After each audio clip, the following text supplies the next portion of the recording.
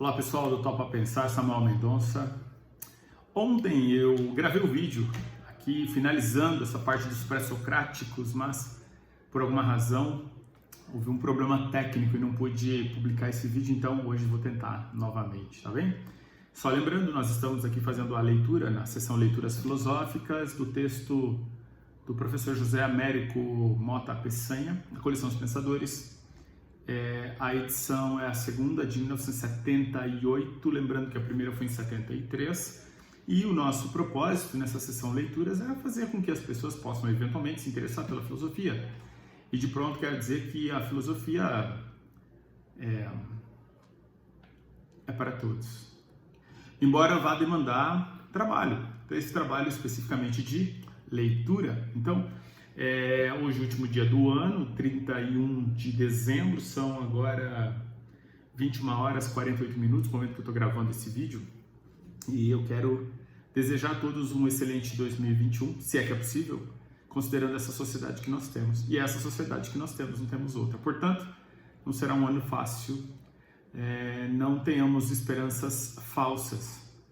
A minha esperança é de que cada um possa ter consciência do seu papel no mundo, mas sabendo que esse mundo, especialmente brasileiro, está muito estragado e eu não tenho qualquer esperança em relação a esse nosso cenário. O nosso presidente, por exemplo, alguém diz, ele é uma pessoa abjeta, etc e tal. Não, na verdade, ele é uma representação de uma parcela social que é também abjeta.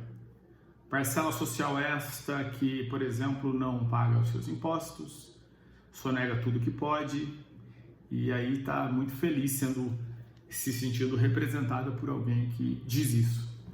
Parcela social que inclusive considera que esse sujeito é honesto quando acabou de ganhar um prêmio de maior corrupto do mundo.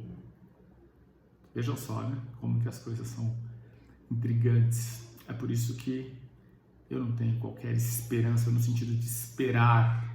Por outro lado, eu tenho esperança no sentido de esperançar, e nesse sentido eu trabalho muito para mudar o meu meio, pelo menos, e o que o meu meio possa afetar outros, como uma pequena pedrinha que cai ali no rio, que vai gerando pequenas ondas e que a gente possa, de alguma forma, fazer com que outras pessoas também se interessem pelo conhecimento, pela cultura, pela filosofia, pelo pensamento, e que desprezem a barbárie, que desprezem a construção de ideias falsas, de falácias, de fake news. Mas eu sei que isso será para poucos, para você que está aqui no Topa Pensar. Não queiramos que isso possa ser uma coisa genérica, seria um sonho muito distante do nosso momento presente. Basta olhar para o longo da história da humanidade, desde os pré-socráticos, aquela básica pirâmide, não é?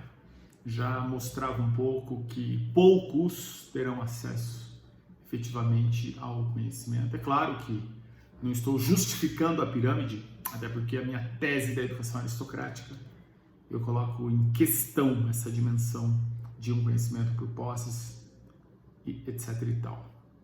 Vamos à leitura diretamente. Paramos aqui no item As 4 Raízes, e aí vem a referência a Empédocles, que é o autor aí dos 4 elementos, vai ficar claro na sequência. O eleatismo e, em particular, as aporias de Zenão de Eleia tinham mostrado as consequências extremas a que conduzia o monismo corporalista. Revalorizar a multiplicidade e o movimento, recusados pela razão eleática, exigia o abandono de duas premissas sobre as quais vinham se construindo as diferentes cosmogonias filosóficas, ou o monismo de um lado ou o corporalismo. E como não havia ainda possibilidade naquele momento da cultura grega de se defender da tese da incorporeidade, a solução para o impasse levantado exatamente pelo eleatismo teve de provir da substituição do monismo pelo pluralismo. Ao mesmo tempo, a instauração do regime democrático em algumas cidades gregas ou a própria luta pela instauração oferecia novas sugestões ao pensamento filosófico. ao universo também poder-se aplicar o princípio legalizador da multiplicidade política, a isonomia ou igualdade perante a lei. Concebido à imagem da polis democrática, o cosmo pode então ser explicado como um jogo regulado de iguais. As 4 raízes de Empédocles, o múltiplo contido, que racionaliza e explica a multiplicidade inumerável das coisas móveis percebidas. Já na antiguidade, a vida de Empédocles suscitou inúmeros diversos relatos e, à semelhança da de Pitágoras, foi envolvida numa atmosfera de lendas. O que se sabe de mais seguro, e isso também não é tão seguro assim, provém de Diógenes Laércio, século III depois de Cristo, que afirma ter Empédocles nascido em Agrigento, na Magna Grécia, em aproximadamente 490 a.C. e vivido cerca de 60 anos. Mas a tradição conservou também notícia de suas convicções democráticas e fala de sua intensa participação na vida política de Agrigento. Em 2 poemas, Empédocles expôs seu pensamento em Sobre a Natureza e das Purificações. O primeiro apresenta uma visão de processo cosmogônico que constitui um desenvolvimento e uma modificação da linha de investigação iniciada pelos milesianos. O segundo, ou seja, de Purificações, é um poema religioso contendo uma das primeiras exposições da doutrina órfico-pitagórica. É bom lembrar que essa influência vai ser marcante no pensamento platônico e, evidentemente, para o cristianismo. Para compreender bem o cristianismo, é bom retornar ao texto lá de Orfeu. Sigamos. O poema Sobre a Natureza exprime uma nova concepção de verdade e de razão. O eleatismo havia identificado a razão que, apresentada como deusa soberana e absoluta no poema de Parmênides, afirmava a unidade do ser e, consequentemente, negava a legitimidade racional da multiplicidade e do movimento. Essa polêmica entre a unidade e a multiplicidade, e, portanto, entre, vamos colocar aqui 2 filósofos, Parmênides e Heráclito, ela é uma constante ao longo da história da filosofia, marcada claramente no período pré-socrático e que vai estar presente ao longo da história do pensamento até os nossos dias atuais. Empédocles altera essa concepção de verdade, declarando em seu poema que pretende apresentar, e aí eu cito, apenas o que pode alcançar a compreensão de um mortal, fim de citação. Para ele, a aletheia não é mais a revelação de uma verdade absoluta, porém uma verdade proporcional à medida humana. Veja que aqui ele já está discordando da vertente de Parmênides. Isso significa que a evidência procurada não é a do intelecto puro, é a exigência da clareza racional, porém aplicada aos dados fornecidos pelos sentidos. Veja como isso vai ser importante depois, de uma certa influência até ao pensamento de Aristóteles. Desaparece a monarquia da razão, o conhecimento se democratiza, todos os recursos de apreensão da realidade são igualmente legítimos e devem ter sua parte na constituição da verdade. Aconselha Empédocles, e aí eu cito, examina de todos os modos possíveis de que maneira cada coisa se torna evidente. Não atribuas mais crença à sua vista do que ao seu ouvido, a seu ouvido do que ressoa mais que as claras indicações de tua língua. Não recuses a teus outros membros a tua confiança, na medida em que eles apresentam ainda um meio de conhecer, mas toma conhecimento de cada coisa da maneira que a torna clara, fim de citação. Resultado dessa democratização do processo gnosiológico é também a natureza do logos de Empédocles. Não mais o solitário e pessimista discurso heraclítico, mas discurso dirigido a um ouvinte, a uma outra consciência. E aí uma outra citação, escuta, pois, Pausanias, fim de citação. Assim começa o poema Sobre a Natureza de Empédocles. Abre-se o caminho para o socrático diálogo, filho posterior da democracia. Veja que a gente considera, atribui muito a Sócrates a genialidade de ser alguém, enfim, que inicia, de certo modo, uma reflexão muito própria sobre o homem, e evidente que o faz, não tem como tirar a originalidade de Sócrates, porém é preciso reconhecer em Empédocles aí parte da sua vertente, da mesma forma que em Heráclito, em Parménides, em Anaxágoras, enfim, nos pré-socráticos como um todo. A conciliação entre razão e sentidos proposta por Empédocles conduz à substituição do monismo corporalista pelo pluralismo. O universo pode ser entendido então como um resultado de 4 raízes. Aqui estão os 4 elementos do Empédocles: a água, o ar, a terra e o fogo. Essas raízes são governadas pela isonomia. Olha, isso é muito importante. Para ele, todos eles são iguais, não há aí uma certa supremacia de um em relação ao outro. Nenhuma é mais importante, nenhuma mais primitiva, todas são eternas e imutáveis. Nem há mudança substancial, as raízes permanecem idênticas a si mesmos. A diversidade das coisas delas, resultantes, advém de uma mistura de diferentes proporções. Proclama Empédocles, e aí eu cito novamente, não há nascimento para nenhuma das coisas mortais. Não há fim pela morte funesta. Há somente mistura e dissociação dos componentes da mistura. Nascimento é apenas um nome dado a esse fato pelos homens. Fim de citação. E aí, passando ainda em Empédocles, com uma discussão sobre a questão do amor e ódio, isso tem uma presença importante na ideia, efetivamente, aí de discórdia, que é a tese central também deste pré-socrático.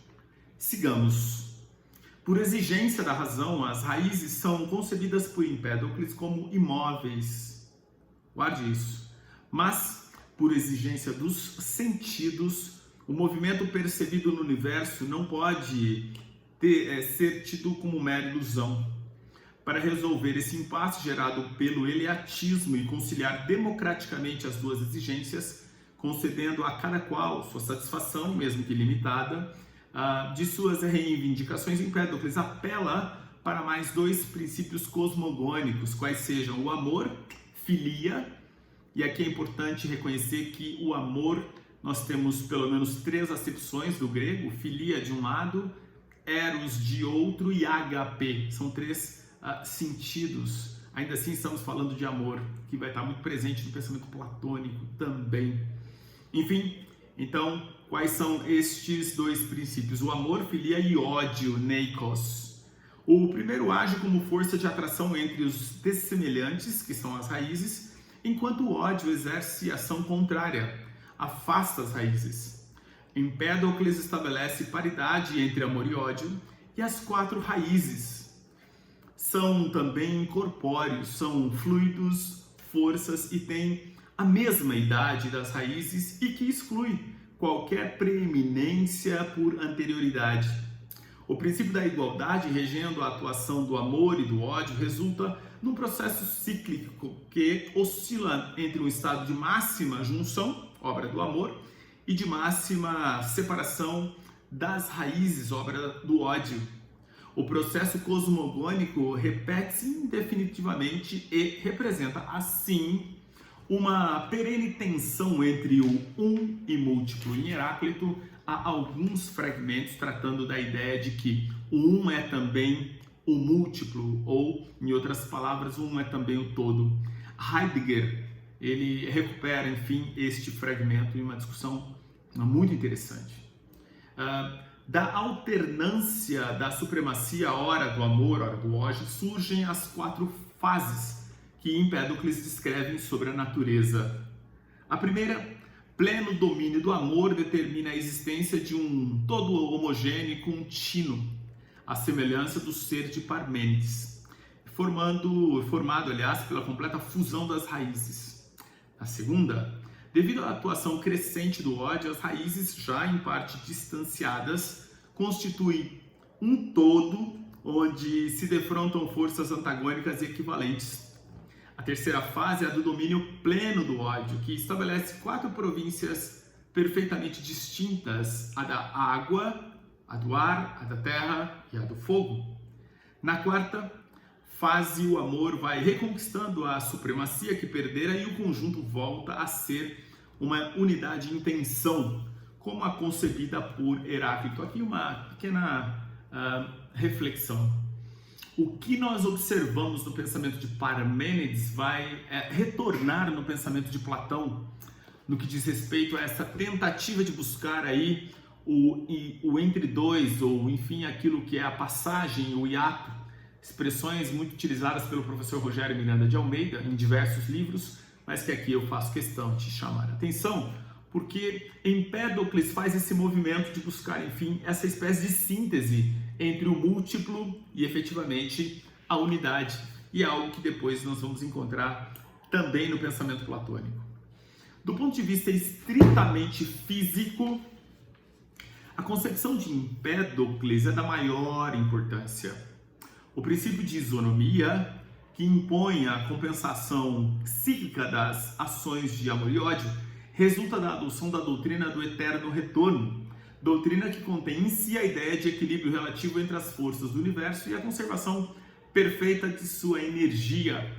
Além disso, a formação do universo atual, como resultado da progressiva separação das raízes, leva Empédocles a formular uma concepção evolucionista, na qual já aparece a noção de sobrevivência dos mais aptos. Olha que interessante, né? Algo que nós vamos reconhecer a sua importância em Darwin já está aqui contemplado, de certo modo, no pensamento do Empédocles.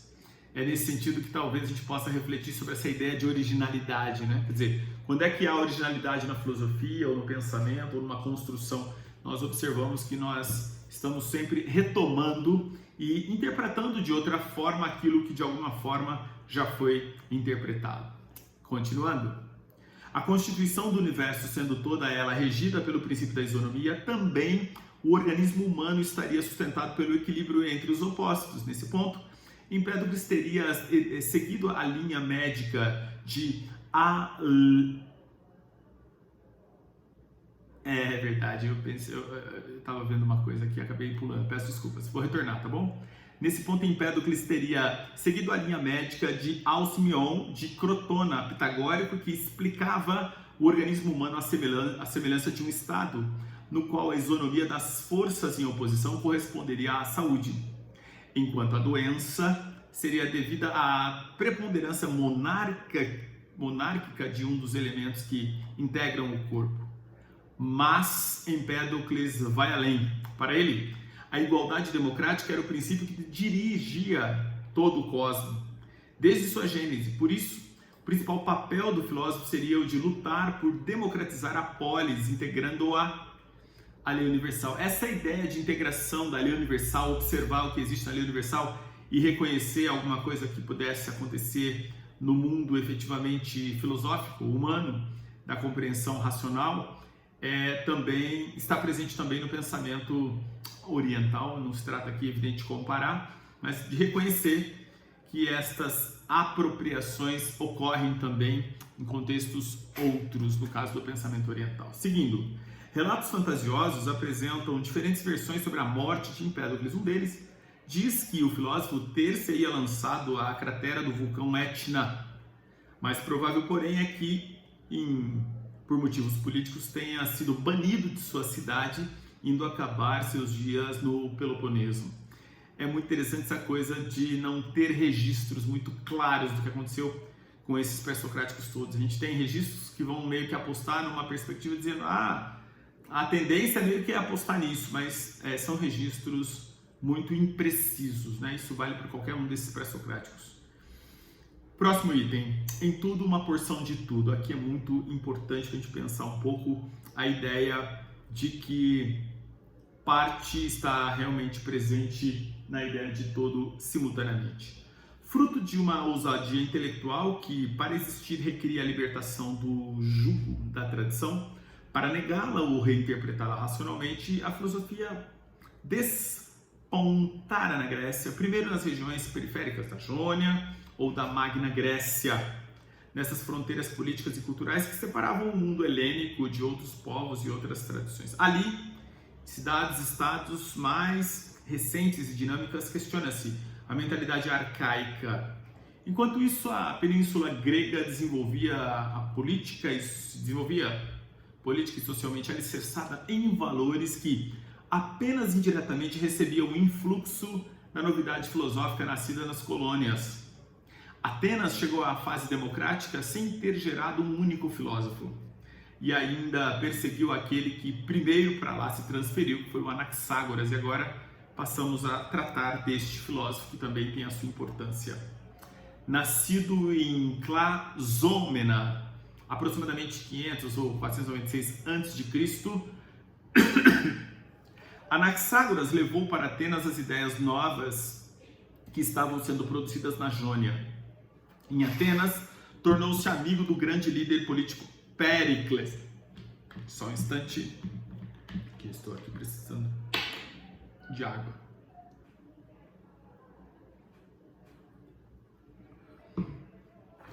Enfim, em Atenas ele se tornou amigo do grande político Péricles, mas nem essa amizade livrou-o do processo que acabou por forçá-lo a abandonar a cidade. Aos olhos dos atenienses, a novidade filosófica pareceu um escândalo e uma impiedade. Historicamente, começou com Anaxágoras o processo que Atenas moveu contra a filosofia, que concluirá mais tarde com a condenação à morte de Sócrates.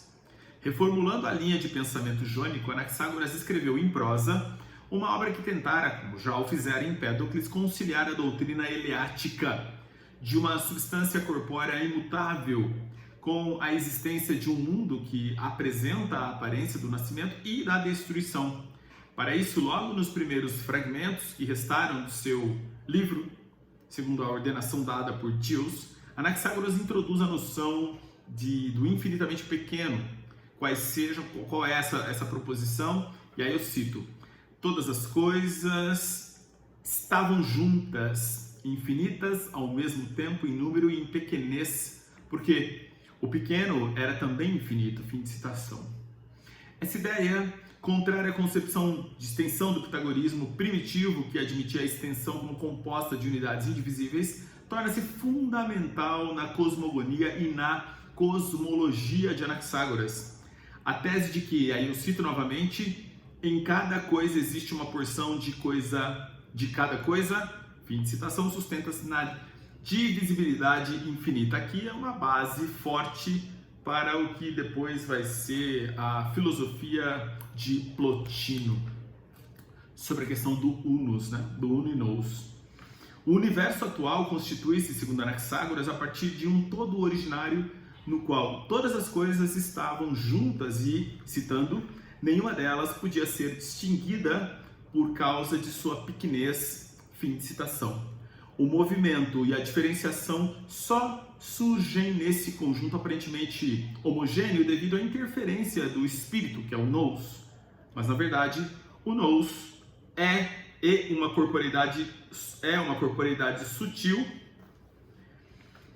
e sua ação é de natureza mecânica, ou seja, o que ela faz? Ela move e separa os opostos, frio e quente, pesado e leve, assim por diante, que inicialmente estavam juntos. Devido a essa ação é que surgem os seres diferenciados.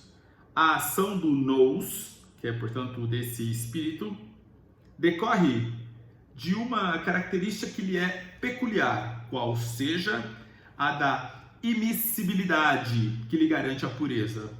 Afirma Anaxágoras, e aí eu cito: em todas as coisas há uma porção de nous, e há ainda certas coisas nas quais o nous está também. Fim de citação. Portanto, aqui a gente tem a ideia de que nous está em todas as coisas. O panteísmo vai ter certamente uma referência presente aqui no pensamento de Anaxágoras. Sobre uma matéria divisível ao infinito, o nous exerce apenas uma função motor inicial, em que está criticado por Sócrates no Fédon de Platão. Produzido na mistura original composta por todas as coisas juntas, um movimento rotatório que se expande por razões meramente mecânicas e ocasiona o surgimento do universo. Todavia, há coisas nas quais o nous está também. O que marcaria a distinção para Anaxágoras entre seres animados e seres inanimados. Dentre os animados, animais e vegetais, o homem se destaca como o mais sábio, mas sua forma de conhecer não pode depender do nous, que, sempre idêntico a si mesmo, é o mesmo em todos os seres animados. A posição de Anaxágoras diante do problema do conhecimento revela então grande originalidade.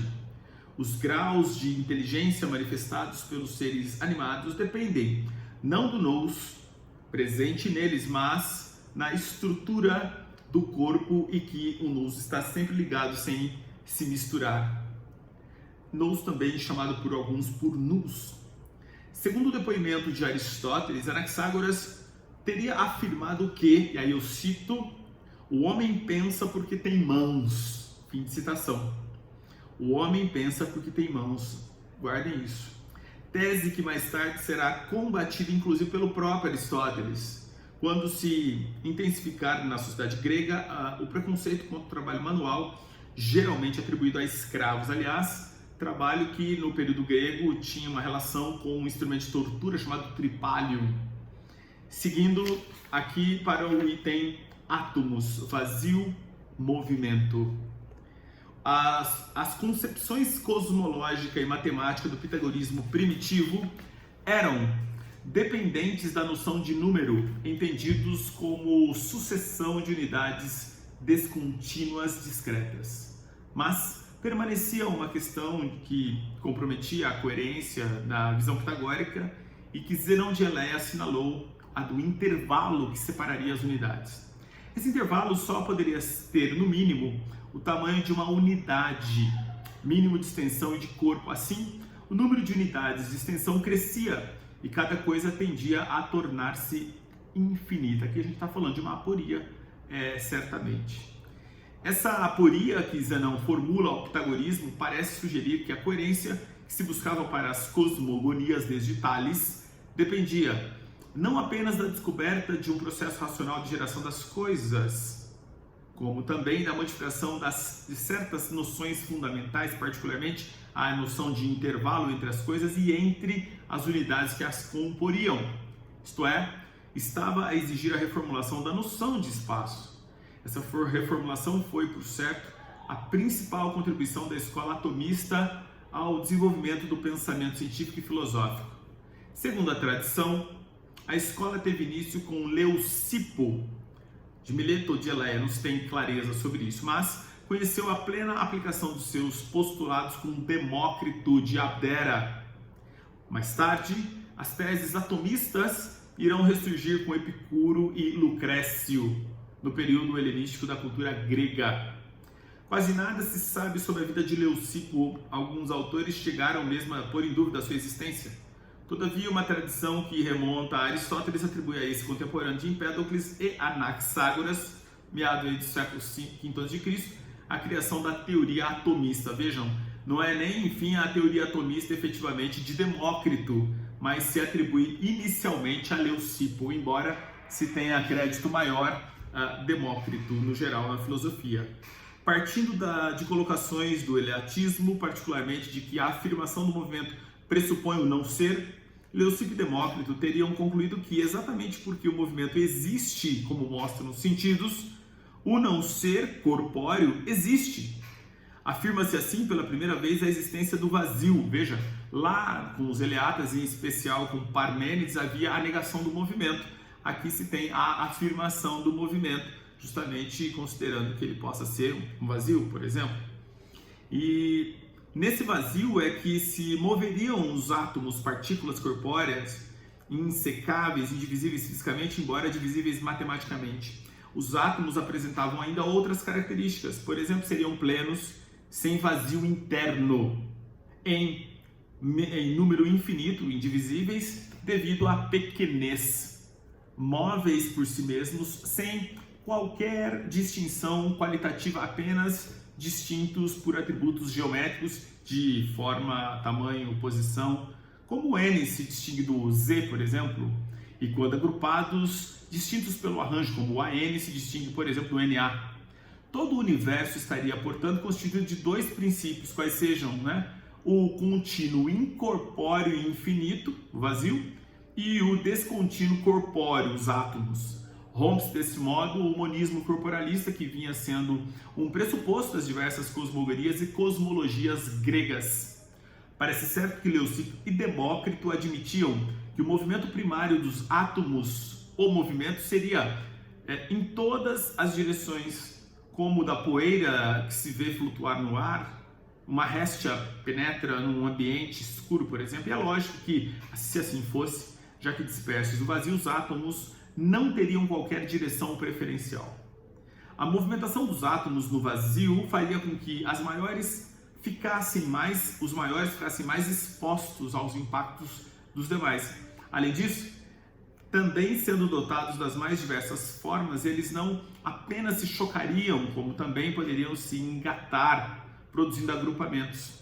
A continuação dos impactos poderia então ocasionar o aparecimento em vários pontos de vórtices ou turbilhões, à semelhança de redemoinhos, por exemplo, nos quais os corpos maiores, átomos ou agrupamentos de átomos, tenderiam para o centro. Seria esse o começo de um universo? Provavelmente seria este o início de um universo. Outros poderiam ser produzidos sucessiva ou simultaneamente, sempre devido a causas mecânicas. E nós temos um último item para não ficar tão longo o nosso vídeo de hoje, mas é o último dessa parte de videoobra, eu acho que vale a pena a gente ler, que é a dimensão ética. Embora nós tenhamos sempre a referência da ética lá, já com, sobretudo com Sócrates, né? No texto de Platão, nós vamos verificar que tem aí uma semente anterior, uma preocupação anterior. A ética do mecanicismo. Muito pouco se sabe sobre a vida de Demócrito. Seu nascimento em Abdera é situado em cerca de 470 a.C. e sua morte aproximadamente em 370 a.C. Não que ele tenha necessariamente vivido 100 anos, é porque não se tem precisão de quando ele nasceu ou quando ele morreu. Vivia ainda, portanto, quando Platão fundou a Academia, em 387. Sabe-se, porém, que, além de contribuir para a formulação do atomismo físico, aplicou-se principalmente à solução de dois problemas que animavam a filosofia de sua época: o do conhecimento e da ética. Olha que interessante. Contemporâneo de Sócrates, aí está a influência.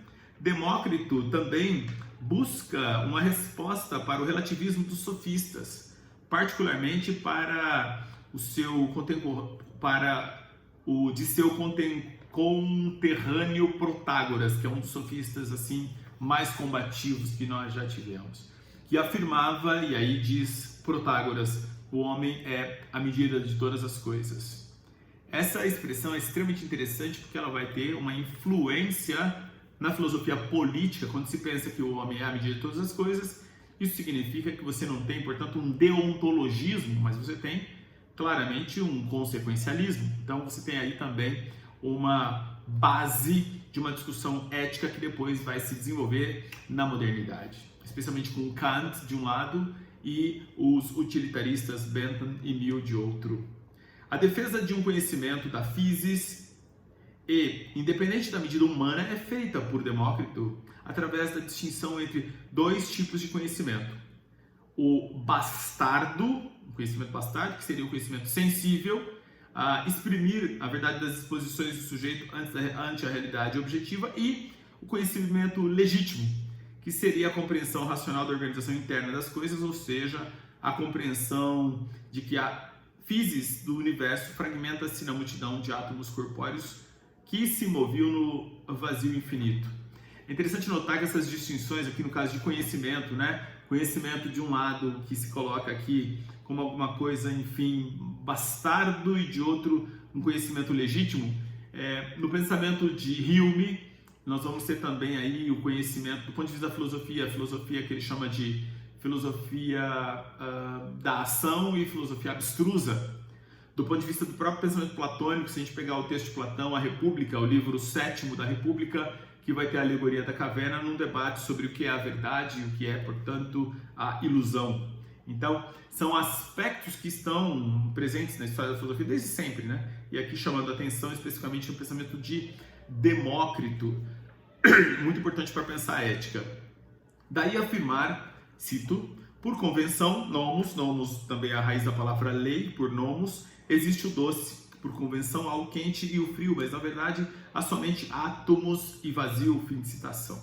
Então, mesmo que seja por convenção, o que se tem efetivamente notícia é de átomos e vazio. Isto sim é o que, no caso do pensamento de Demócrito e do próprio Leucipo, vai representar aí a origem de todas as coisas. Demócrito parece considerar, portanto, que o sujeito tem certa autonomia no ato de conhecer, na medida em que traduz qualitativamente doce, amargo, frio e quente, e que no próprio objeto é determinada a constituição atônica. Aquela autonomia, porém, seria restrita à liberdade de convencionar, estaria limitada pelo tipo de átomo que compõe o objeto.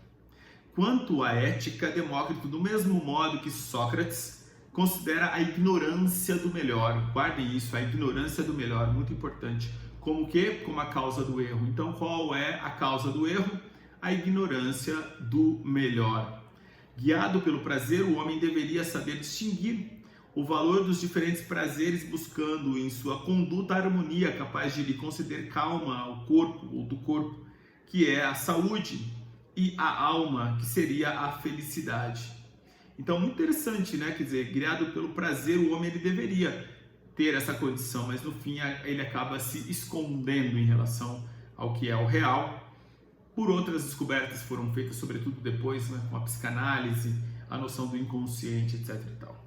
Muitos intérpretes do pensamento de Demócrito indagam como o determinismo mecanicista do atomismo pode pretender abrigar uma ética normativista que prescreve como dever ser a conduta humana. Séculos mais tarde, ao adotar a física atomista como sustentação para a sua ética, Epicuro introduzirá um certo arbítrio, né, um climanem, o desvio das trajetórias atômicas no interior do jogo das forças mecânicas. Em Demócrito, isso porém não acontece. Parece simplesmente justapor a uma física estritamente mecanicista uma ética que pressupõe valores norteadores da conduta humana.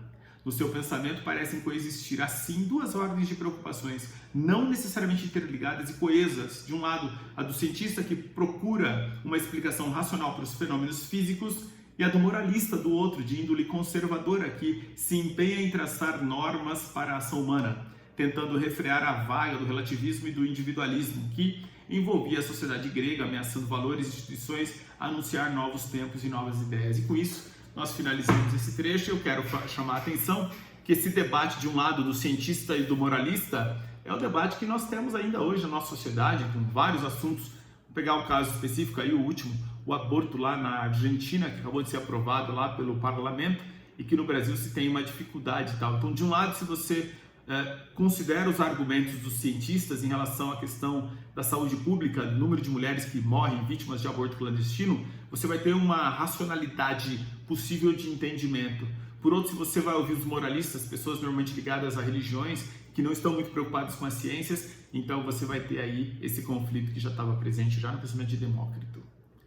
Gente, são 22 horas 25 minutos, faltam praticamente aí, 1h30 para o novo ano e, portanto, já estamos em despedidas. Sejam muito bem-vindos. Quero agradecer demais as pessoas que contribuíram nesse canal, os meus amigos que produziram conteúdo e vocês que estão aqui assistindo, compartilhando, divulgando estes vídeos e o nosso canal Topa Pensar. Segue firme em 2021 com outras novidades que eu apresento em breve. Muitíssimo obrigado, grande abraço, excelente ano para todos. Cuidem-se.